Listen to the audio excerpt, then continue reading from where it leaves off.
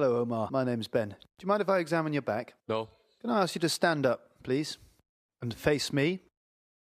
With the patient standing and adequately exposed, inspect the posture from in front, the side, and from behind.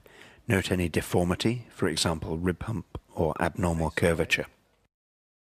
Look for soft tissue abnormalities like a hairy patch or lipoma that might overlie a congenital abnormality. I'm now going to feel down your back. Let me know if Palpate the it's sore midline anywhere. spinous processes. Note the overall alignment and any focal tenderness. Increased prominence of one or more posterior spinal processes can be due to wedge-shaped collapse of the vertebral body anteriorly. The L4-5 interspinous space is palpable Again, at the level let of me the know if it's iliac sore. crests.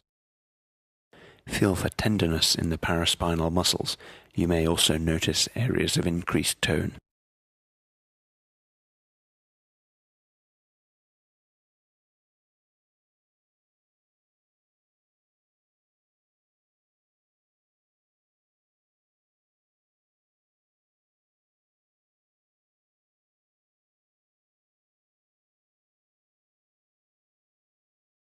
Now I'm going to tap over the bottom of your back. Let me know if it's sore.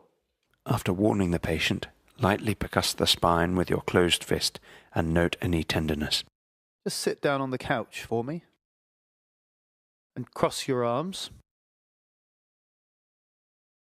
And now I'd like you to look towards me.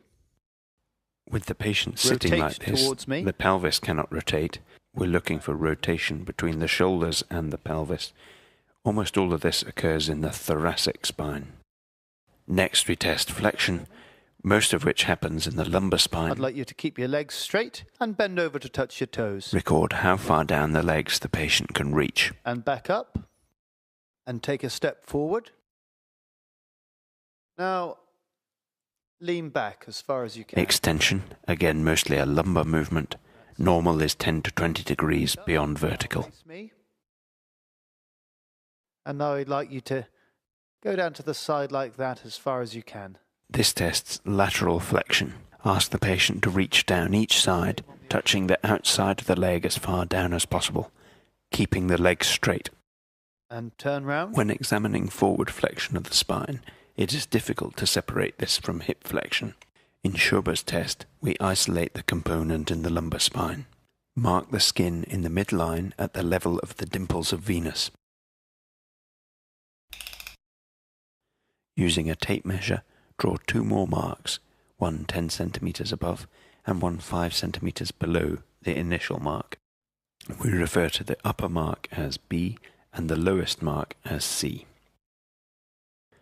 Place the end of the tape measure on the uppermost mark, B, and ask the patient to bend forward and touch their toes. Now keeping your legs straight, bend over. The distance from B to C should increase from 15 centimeters to more than 20 centimeters. Now we move on to the straight leg raise to test for tension in the L4, L5 and S1 nerve roots. With the patient lying supine, lift the foot to flex the hip passively, keeping the knee straight. Tell me if you get any pain at any stage. Determine if there is a limit caused by pain in the thigh or leg. It is normal to reach 80 or 90 degrees from the couch. If a limit is reached, support the limb just below the limit. I'm just going to bring your foot up. Let me know if that causes any discomfort. Pain due to nerve root tension should be reproduced by dorsiflexing the foot. For the tibial nerve stretch test, we flex the hip and knee. I'm now going to bring the leg up again. Then we gently extend the knee so that the tibial nerve bowstrings across the popliteal fossa.